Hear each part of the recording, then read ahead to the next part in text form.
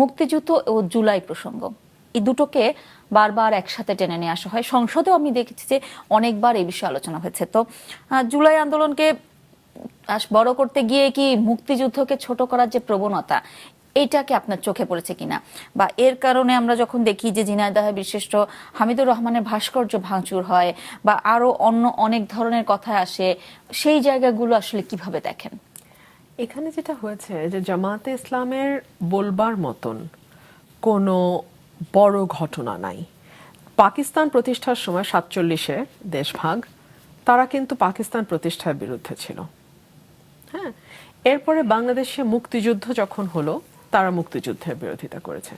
অর্থাৎ ইতিহাসের প্রতিটা টার্নিং পয়েন্ট, সেটা আপনি 47 বলেন কিংবা 71 বলেন, জামায়াতের অবস্থান ওয়াজ অলওয়েজ এমন একটা দিকে যে এই দিকটার সঙ্গে আসলে সাধারণ মানুষের সমর্থন নাই।